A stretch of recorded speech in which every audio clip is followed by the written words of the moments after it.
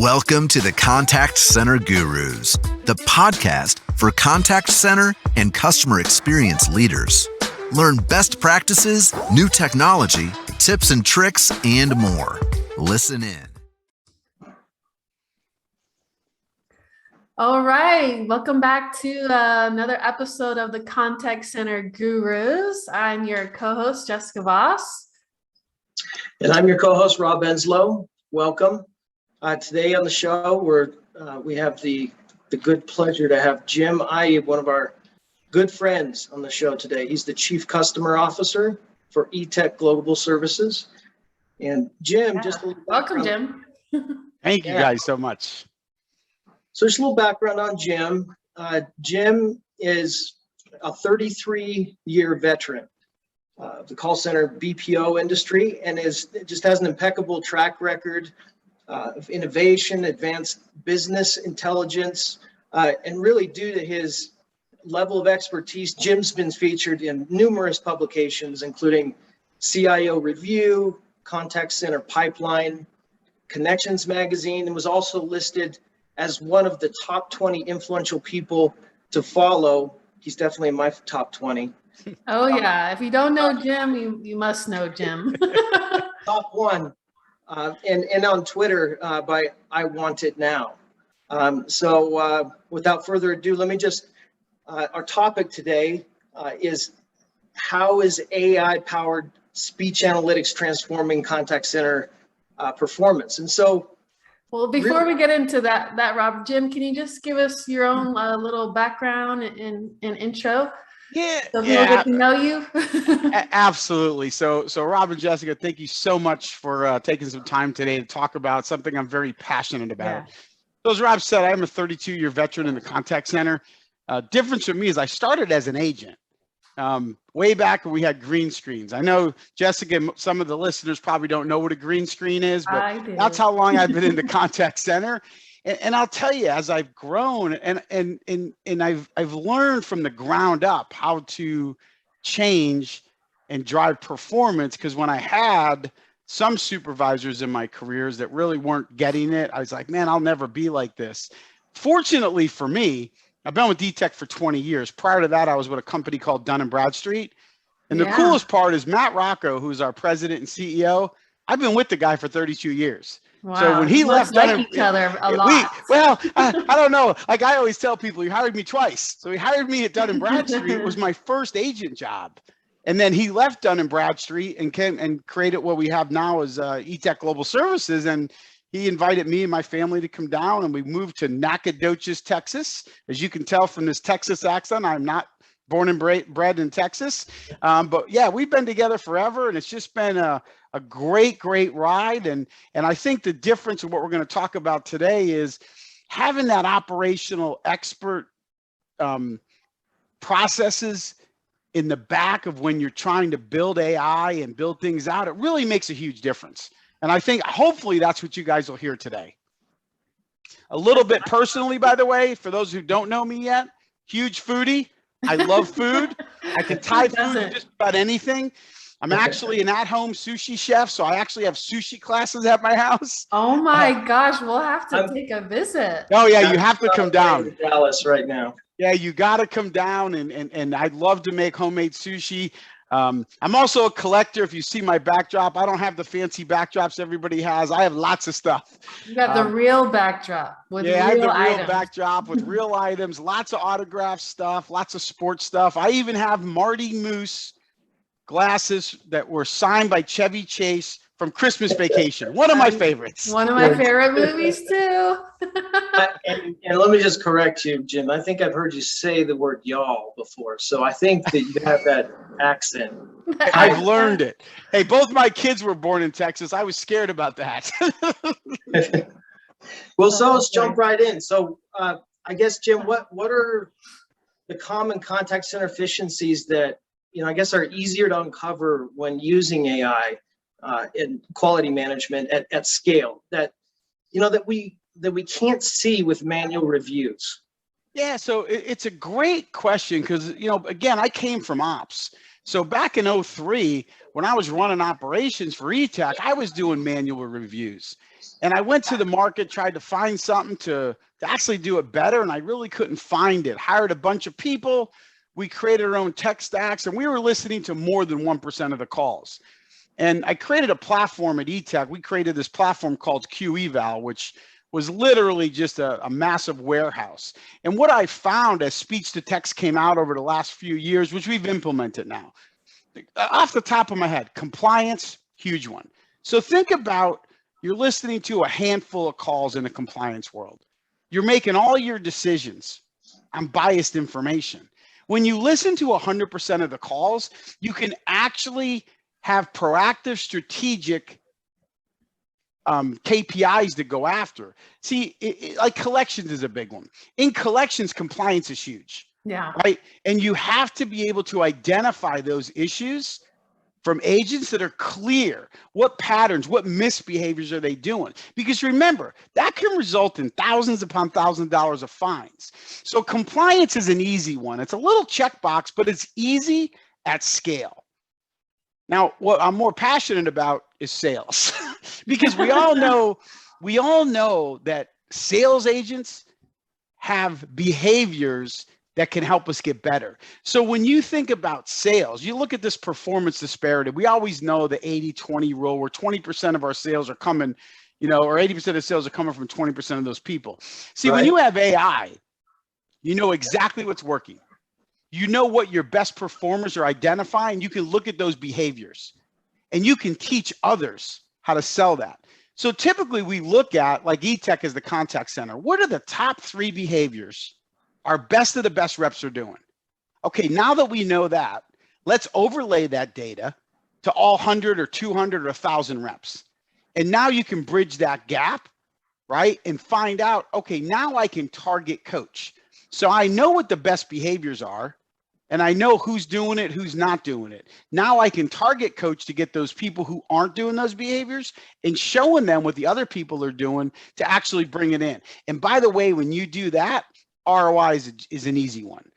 Also, the other thing we did, we've developed our own proprietary key performance benchmark index. This actually gives you feedback in real time to improve sales. Then there's the customer experience, because we have customer experience as well, the service side.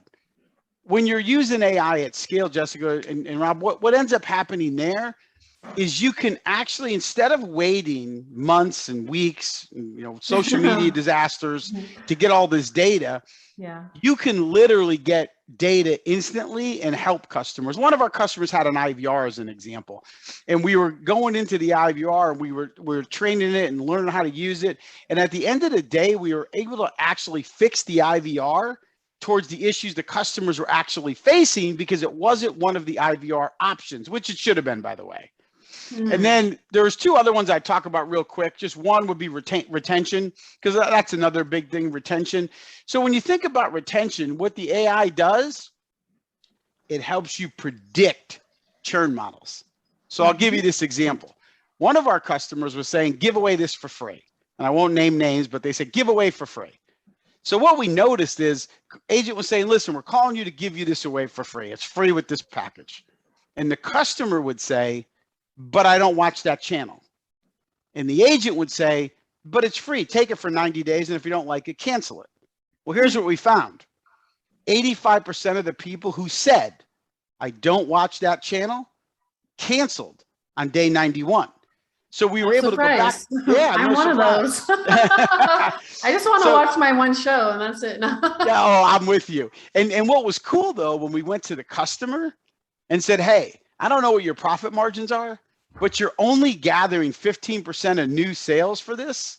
Is it worth giving away and all the process you have to do to cancel? And of course they said no.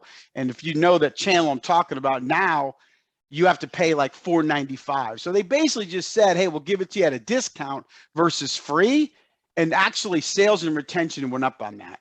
And then the last thing I would talk about is efficiencies. Efficiencies are unbelievable in the contact center business. We all look for it. So when you're looking at efficiencies, you can find out which agents are taking longer to handle certain things. So as an example, a tech company, we knew Certain reps took 20 minutes to troubleshoot a printer, and other reps 8 minutes. So logic tells me this person shouldn't be fixing printers. So now you can use skill-based routing to move those calls to the people who actually are masters at the printer, because we know it's 8 minutes versus 20 minutes, right? You also could find out why people are calling you. I think that's a big myth in this industry, because we all have dispositions. Well, dispositions can't be endless. And we also know that the dispositions we see the most are the first one or the last one. So when you have speech to text, it'll tell you why they're calling. If the customer's calling you for 3 things, you captured 3 categories, 3 reasons they called you versus the one, which would be generic customer service. So that's some of the things I'm seeing that are really exciting in this space. Hope that answered your question. No, it did. And you know, honestly, I mean, it's what I've actually seen is that some reps, well, I guess the majority of what I've been exposed to, the reps will believe whatever you tell them. So if you tell them calls are important, they'll believe that. If you tell them, you know, you just get as many proposals out as possible, they'll believe that, right? Where they really should be focusing on, if they're in sales, the number of conversations they're having, the good, you know, the meaningful conversations, and then how to get more meaningful conversations, you know, and I've noticed those KPIs, you know, it really is strategic in how you have to guide that process, because the efficiencies that one person might think are, you know, really important activity, sales activity, won't produce the revenue necessarily. And Yep. so it's a matter of focusing on, you know, what is producing the revenue, which, you know, we know having good conversations and having folks that can just call you up, you know, and start up a conversation with strangers, and it's natural, you know, they're going to have a lot easier time having more of those meaningful conversations and really resonating with people and connecting with people. Oh yeah, I agree. And then the one thing we probably don't want to talk about in the call center business is we know some of our coaches, for an example, are telling the agents what to do. And some of those coaches don't have the respect because they've never been on the phone, as an example. So when you're giving them data that this is what other people are doing, and it's hard data, it's hard to argue that. This isn't because training told me to do it. This is because I'm showing you hundreds of thousands of interactions that happened. And this is the best behaviors that are being successful, whether it's sales or service. And when you show that your peers next to you and around you are doing these behaviors and they're the most successful, it actually has more weight than the manager telling you, oh, you need to be doing this. Like, you know, some of the leaders that I've seen over the years, people will say, oh, in a sales deployment, Rob, as you know, oh, you need to probe more. Well, the problem with that is, what if they don't know how? What if the coach doesn't know how? And that's why using data, right? Because you can give the agents, hey, this is what probing looks like. This is what it sounds like. And this is what you should be doing. And that really has been making a huge impact on our organization and our team members. Yeah, that's great. Yeah, so I want to talk a little bit more on speech analytics, where some customers call it voice analytics. Now, I have a 2-part question for you, Jim. So one part is, speech analytics has been around a while. And I run across contact centers who have never even looked at speech analytics and still doing things the manually way. And I don't understand why some contact centers, actually the majority that I've spoken to, do not already adopt speech analytics. Does that come across your way too, where customers just won't adopt it, even just analytics? It's a great question, because really, if you think about it, so speech to text, voice, whatever you want to call it, right? Think about it. Take you back 10 years, 15 years ago. It's big data. That's really what it is. It's just somebody come up with a new catchy word. I think personally, the problem is with the space is most people who are selling speech to text analytics are trying to get 100% of your call volume. And there's a huge cost associated with that. Mm. And what I believe in, and by the way, it's great. Like at Etech, we do, depending on the customer, some of our business, 100% ingestion, because it's valuable. Fines could be there if you don't do it right, like calling into Florida without saying you're recording. Those things are important for those things. When you're looking at customers that maybe have customer service needs, do you really need to have 100%? Probably not. You can start with 70%. You'll get just as much data. And then you could bring it down and you evolve up to maybe 30%. See, the thing with speech to text, and people are looking at it differently. People look at text analytics. So basically, I'm converting this voice to a text, and then they think it's just a bunch of keywords, which is farthest from the truth. Now, I don't want to misrepresent, because there are companies out there selling this stuff cheap as can be, and it's literally keyword searches, which is not as valuable. Between AI powered and machine. Correct. Machine learning, AI, yep, and natural language processing. Yeah. So the stuff we use either has natural language processing skills in it, or it's used in large vocabulary databases. So when you do that, you're allowed to get strategic decisions, because once you have the knowledge of what's going on in your business, you can get a wealth of information from millions of interactions. What do they like, the customer? What do they buy? Why are they buying it? Why are they frustrated, right? What's making them leave us, right? Because here's what other people don't understand. Any customer that calls you will tell you everything you need to know when they're on the phone with our frontline reps.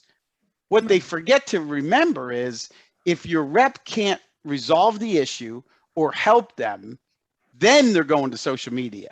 Then they're doing those other things. Yeah. So when you think about this gold mine of knowledge, attorney, presidential escalation, your boss, right? I mean, so when you think about this gold mine of knowledge we actually have, and then when you understand it, you can literally take action to it, and then you can predict it. But I think one other reason I would bring up is, I do know a lot of people in the contact center business. And I think this is where a lot of the tech companies get it wrong. So a tech company like a speech analytics platform will tell you who, what, why, where, maybe when it happened. And the holy grail of anybody who runs a contact center is what? We have 3,100 employees at Etech. I can get 3,100 answers tomorrow what's wrong with my business, because all I have to do is tell all my agents that. And I think that's where the dilemma is, because I think real leaders will admit, okay, now I got all this data. What do I do with it? I think that's why everybody's not evolving to do it. And that Etech, fortunately for us, we have done a great job with our data scientists, our analysts, our engineers, and we take all this data and put it into our proprietary tools, and it actually creates action, right? So that's the holy grail. And, remember, when you're buying these tools, and I say this all the time, it's like, oh, this will be, people say it's easy. I'm like, it's not easy. It's not Ron Popeil's rotisserie. It's not set it and forget it. Yeah. These are a machine. It needs to be trained. It needs to be developed and engineered. And by the way, we all have full-time jobs. So it's not like I could do my full-time job and this. I think that's another reason why it hasn't been adapted. Yeah, exactly. I think that's a baby trying to work. Yeah, feed the baby, change the baby. Yep. And I think that's another reason the adoption is so low. Yeah, no, you're absolutely right. I think that's another reason adoption has been low. Yeah, I mean, I see it on the rise. But what would you say as a 30-second elevator pitch to someone who has not embraced AI-based speech analytics, but is looking to embrace it?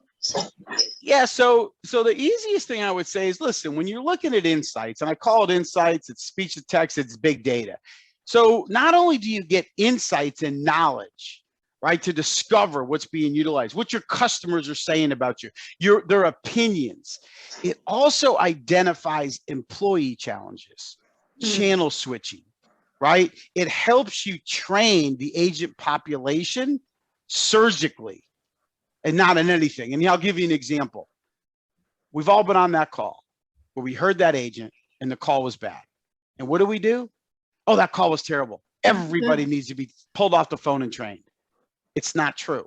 When you're using speech to text, you can target coach and find only the agents that are doing that behavior wrong and only train those and not waste everybody else's time. And it may not be the agent. It may be all your agents that they were trained incorrectly. Oh, that's a good one. Yeah. Training does nothing wrong. Training does nothing wrong. Yeah. So I guess, Jim, in your experience, what are the necessary parts of a successful deployment and long-term adoption of AI in the contact center? And I guess as a follow-up question, are there some areas that are better suited from your perspective than others for using AI? Yeah, that's a great question. Like I'll tell you, that's the other thing. Like, because by the way, people have tried to sell me speech to text for years. Everybody's been trying to get on my calendar for the past 5 years, telling me this thing is going to remove all my people. they're going to remove your people. You won't need QA. This machine's going to do everything. Right. I disagree with all of them, by the way, and they're all friends of mine now because they see what I've done with it. So personally, communication is probably the biggest key. Right. So I would say communication. Number two, I would probably say planning. So I have PMP certified project managers at Etech. So when you're implementing speech to text, it actually has to have a project manager planning. You have to define the goals. And I tell people, my phrase, like when I'm talking to a new customer, tell me 3 things that keeps you up at night. Like, well, this speech to text is going to give me, I know what will give you everything. 3 things that keep you up. Let's start there. Because what you want to do is, because just remember, you haven't used this data ever, right? So as you plan it, what if I pick 3 low-hanging fruit things for you? And let's fix those, right? And then move on. Because that's the other thing people do. We already know an agent, you can coach and train them on a couple things on a call. You can't tell them 50 things they did wrong. That's the problem. So when you implement these issues, right, and you implement 3, you basically are able to break it down into digestible chunks of milestones. Let's start here and let's build a strategy to fix them. Then let's go in and look at some other stuff. That's what we like to do. And I think the last thing I would tell you is the most successful is getting buy-in from the top level. Luckily, my boss, Matt Rocco, is a huge believer in his team. He's a servant leader. He tells us, hey, you guys, what do you think is the right thing to do? So when you get your president behind you in a task that you're trying to change the way we do quality, change the way we coach agents, having that buy-in at the top is a huge, huge satisfier for the entire organization. Oh, 100% agree. I totally agree. So let's flip the script on the agent performance side of the house, because I know that's on everyone's top of mind, especially COVID and people working from home and they're not really coaching them in person. So I have a 2-part question. So one is, how do you ensure the agents are growing while working remotely? The second part is that is on the QA side. So what model of quality monitoring would help to achieve both a better agent performance and the customer experience? Yeah, it's another great question. I'll tell you, Etech, we're blessed on this one. So we, like everybody else, had to take 80% of our workforce home in about 7 days. And I will give kudos to our IT team because they're the ones that were able to do it. We literally deployed we're in 3 countries and 8 sites. And we deployed 80% of our staff to a remote environment within about 7 days. Wow. I will remind everybody, by the way, the only reason there's 20% in staff is because those people told us that, well, I got a job to get away from my family, my spouse, and my others, so I want to come to the office. So we did keep our offices open, right? But I will tell you some of the things we saw.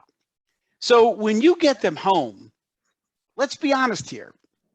Is my manager home watching Days of Our Lives, or are they really spending time coaching their people? So when both. You're using speech to, yeah, both. and hopefully they're not both. Multitask world. And hopefully they're not both watching Days of Our Lives while you're taking care of our customers. So yeah. So what we ended up creating, I put a new module in our Q eval platform, which is pretty cool. So what we did was we were able to identify these agent behaviors like we talked about. We get all this data and then scorecards. We've automated scorecards. And the one thing that we did during COVID, which I'm really proud of our dev teams, is we took that scoring mechanism. We were able to pick 1 to 2 critical behaviors that we believe are important. And we literally automatically assigned training to that agent. So the agent would log in the morning into our system, and they would see you have coachings. And the agent can go in, click a button. It would take them to their form that we QA'd for them. And we gave them the 1 or 2 opportunities, and they clicked on it, and it gave them a 30 to 45 second micro learning lab on that behavior. They clicked it digitally. We signed it. Boom. They signed it digitally. So now I know if they've taken it. I know if they didn't take it. And then from there, we were able to do it. And by the way, I don't want anybody to think that I'm replacing my coaches, because we didn't. We know that's a great idea. Yeah. So the coaches get it as well. So the coaches could do side-by-sides now, digitally, virtually. And it's the same concept. So, and what we've done on top of that is we've actually taken it one step further. We're asking our agents via a confidential click on their screen, after they have a side-by-side with their manager, how effective was that coaching on a scale of 1 to 5? And the reason we want to do this is because our goal is to have everybody doing skill transfers, role playing, and really embracing real true coaching and learnings. And that's a 5. And some people we know does generic training, where it's like, oh, they told me what I did wrong. They gave me general feedback. That's not where we want you. And that helps us identify and score the effectiveness of each of our coaches so that their leaders can coach them on where they need to get better. Wow. So do you guys also do automatic scorecarding then? Mm-hmm. We do. Yeah. So I know some companies still do the manual scorecard too. So there's 2 things, right? So people are still doing manual, which is mind-boggling to me, because you can automate that very simply. Even if you don't have speech to text, you can use our Q eval platform to automate scorecards. Just by doing it and having a warehouse, it's not that hard, even without speech to text, right? But speech to text gives you volume, right? And I want to say the automatic scorecard is not just a yes, no. So here's a couple other things we've done. We've created scorecards that say gets it, getting it, needs improvement. So gets it means you've done great. You understand it. You got it, right? Getting it, it's like gray area. It was good, but you can get better. And then of course the bigger one needs improvement. And that's where that little pop up. Yeah, just say don't get it. Don't get it. That's a good one. So it's a great question, but you know how you have those gray areas? That's where getting it means. It's like you're close. You're almost to the top of almost there. You're almost there. And then when you see needs improvement, there's a button next to that where the agent clicks, and that's where that micro learning lab comes up and gives them on-demand coaching. And it could be like a podcast, a PDF, or gamification. It's all integrated with our LMS systems. Pretty cool stuff. Wow. Cool. Well, I don't know if HR would approve of that. Maybe not. So, that's how I made a friend in HR.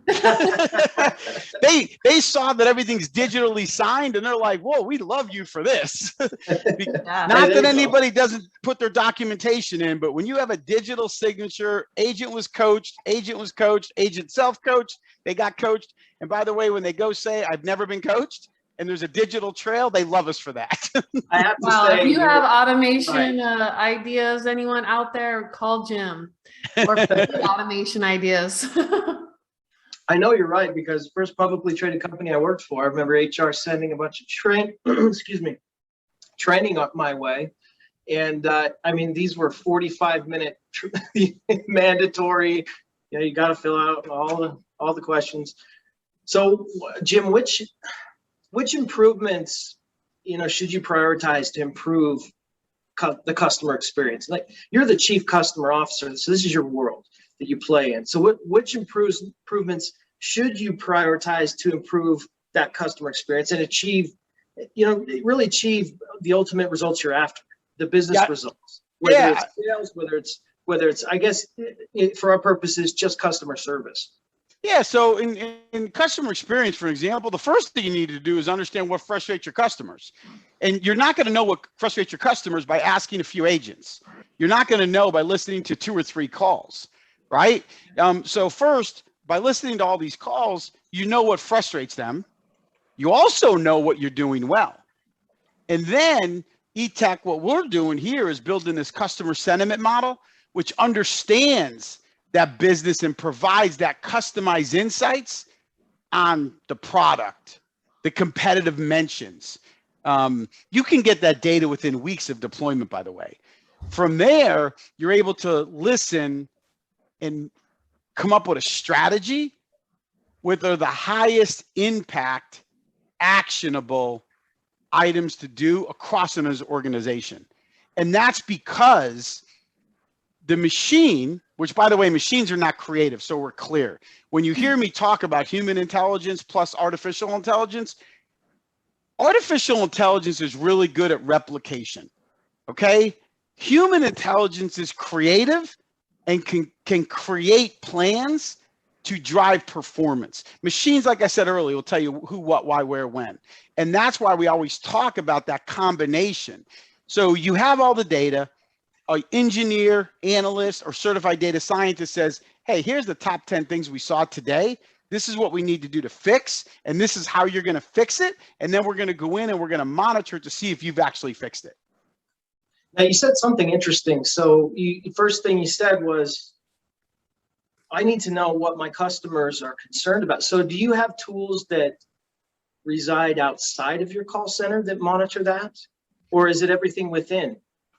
So so there's two, I think I know where you're going. So it's a 2-part step, right? So first and foremost, by listening to the calls, transcribing the emails and the text and the chats and messaging, you know everything they're saying into the contact center. When we have that data by using our machine learning and speech to text, I do have a social media team. We have a social media team here who overlays that data and uses searches out on Twitter to find out if it's overlaying or not. So I'll give you a live example. One of my customers, we gave them all their data, and they said, "You're just mean. Our agents aren't this bad. You're just an outsourced QA, so you just want to tell them everything they're doing wrong." So we had our social media team go in and scrape social media, and actually, it wasn't just us saying it. The entire industry was saying it. Like, every customer known to man was saying the same thing on social media. So when we overlaid that data, customer was much more open to hear the feedback at that point. No, it's great. But I have to use 2 different platforms if it makes sense to you. Yeah, we have a really good friend who is the founder of Selco Care, who was acquired by 5-9 years ago.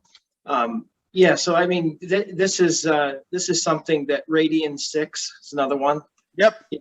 That social media monitoring. Do you think that's even worth investing into? I mean, is it? Yeah. I guess if you're doing a lot of social media presence, yes. I mean, there's a bunch of them. Crimson Hexagon, Radion bought a bunch of those. I mean, there's a ton of monitoring tools. I think Sprinkler is another one out there. I mean, here's my opinion. I always tell people in the call center, it's not your decision to tell your customer how to contact you. It's theirs. So you should be able to call. You should be able to email. You should be able to tweet, right? You should be able to use Facebook Messenger. So the answer to your question is, if you are using a true omni-channel presence to get people to contact you, then by all means, you should be scraping that information as well. But if you don't have a Facebook page and you're not letting customers contact you on Facebook, you're not having any social engagement on Twitter, then it's a waste of money. Well, really, that's kind of, that's an example I would think of how the combination of human intelligence plus the artificial intelligence really becomes powerful. I mean, do you think you can improve the customer's experience without that combination? I don't think you can unless, well, actually, no, you can't. The answer is absolutely not, because here's why. Even if you bought a machine, even if you bought a scraping tool, remember, these machines will tell you what's wrong. They don't tell you how to fix it. So if you want to improve it, first is identifying what I have to fix. Second, how do I fix it? Sending somebody who doesn't know how to fix the problem is a waste of time, right? So if you look at some of the best brands out there, I use Twitter a lot, I don't like to call people. Okay, as much as I speak, I know, I get it, but I don't like to call people. I really like to get on my phone. Hey, I'm in line at airline A, and the line is long. I need to rebook my flight. Within minutes to respond back to you, Mr. Ivey, we've gone ahead. I saw where you're going. I see your flight's delayed. I moved you on this flight. Is there anything else I can help you with? To me, it's still human intelligence and human interaction, but it's my method of choice of how to contact you. No, that's good. I appreciate that feedback, because it's something that I think is still being experimented with in terms of, okay, so does voice analytics mean that we can just leave it all up to artificial intelligence? And the answer is unequivocally no, is what I'm hearing Correct. from you, which Yeah, I agree with. It's you should AI in general.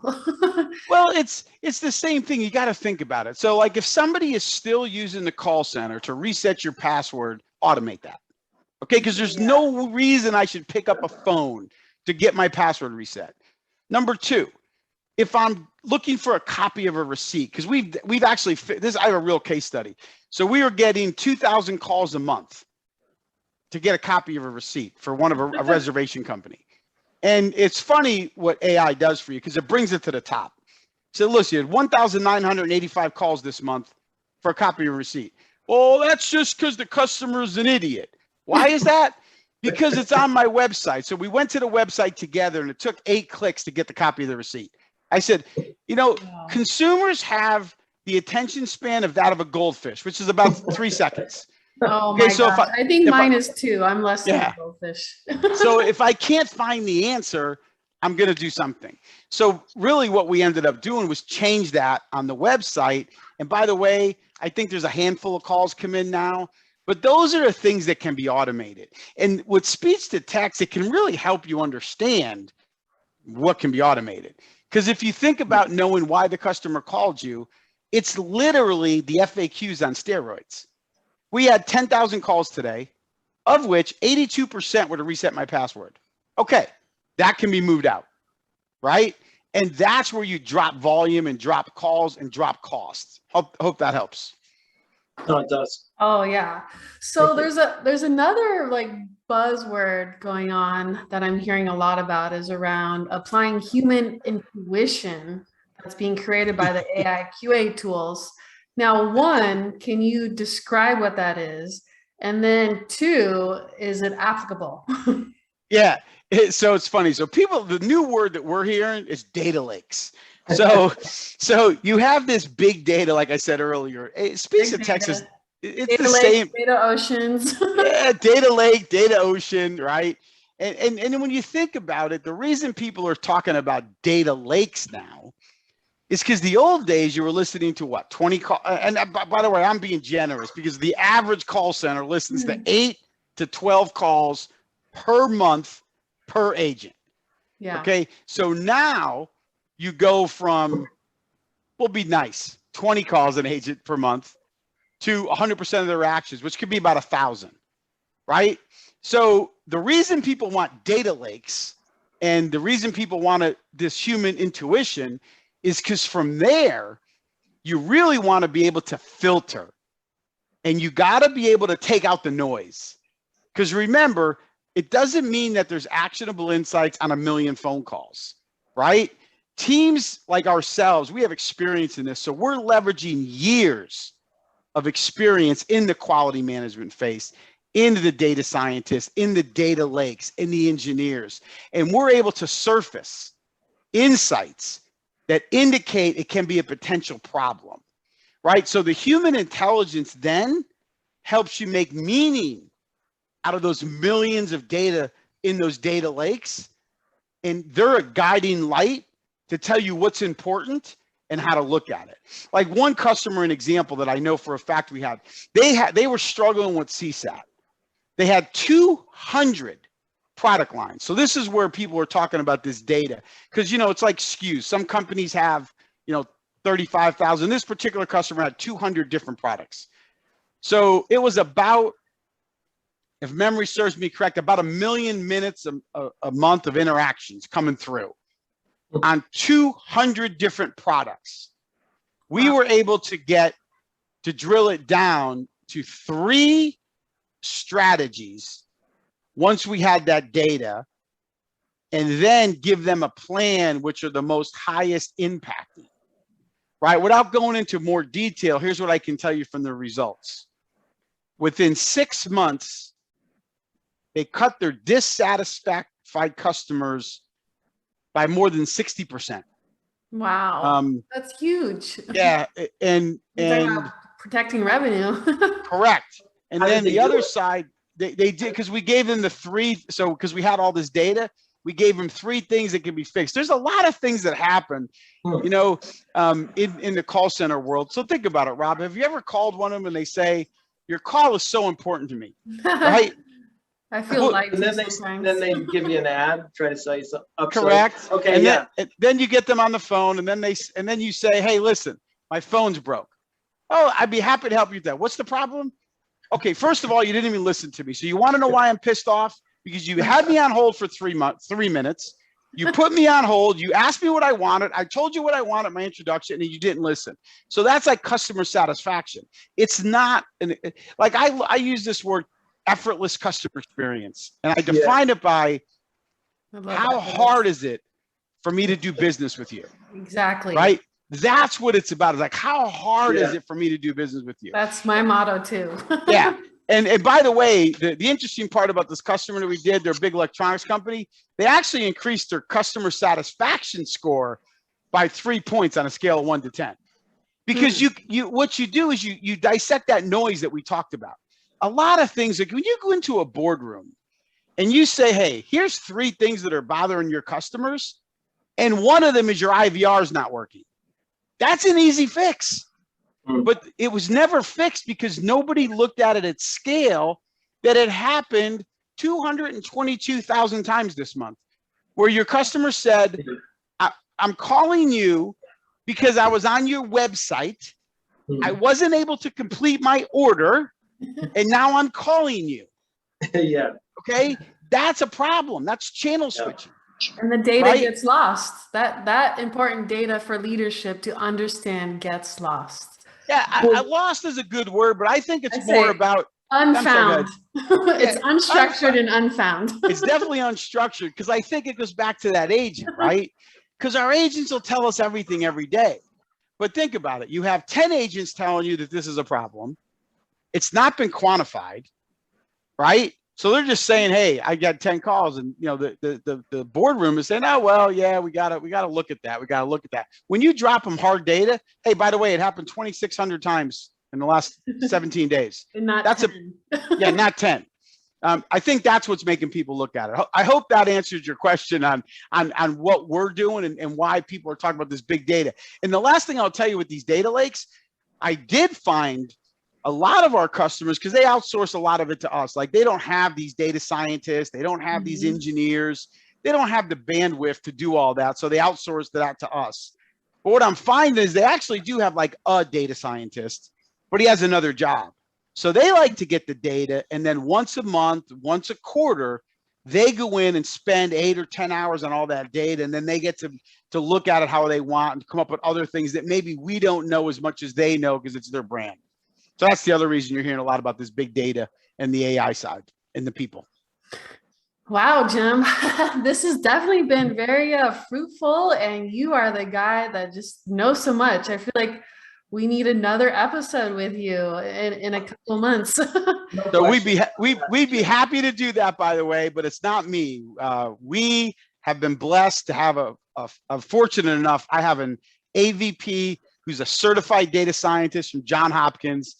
She teaches me just as much as I teach her every day. I have 5 other data scientists. I have over 100 engineers and analysts. And because we're such a big team, we learn from each other. We have passion for what we believe in, and we all believe in delivering a world-class customer experience, regardless what industry you're in. Boom. I feel like you need to do a mic drop. That was the best ending I've ever heard so far. Thank you. Our sessions. So I'm sorry. I will give you one more funny one, Jessica. Yeah. Just remember, even if you're selling rafts, doesn't matter what you're selling, in a global marketplace, I can buy it from anybody. The only differentiator you have for me to do business with you versus your competitor is how you treat me. Love it. We need to make a shirt. You know what? Like that one. Listen to our last week's podcast with Andy Bird. He goes into that. He bought a grill, had a scratch on it, and they gave him a brand new grill. I think it was $3,600 grill. Yeah. Like, oh, we'll send a new one out to you. Oh, and you can keep the old one too. Yeah. It was incredible. He was like, oh my gosh, I'm going to tell all my friends now, Yeah. Such a good example.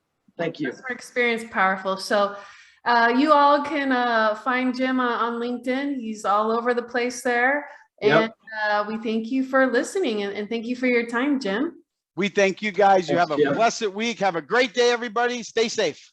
All right. Thanks. Thanks for listening to the Contact Center Gurus podcast. Don't forget to subscribe, and we will see you next time.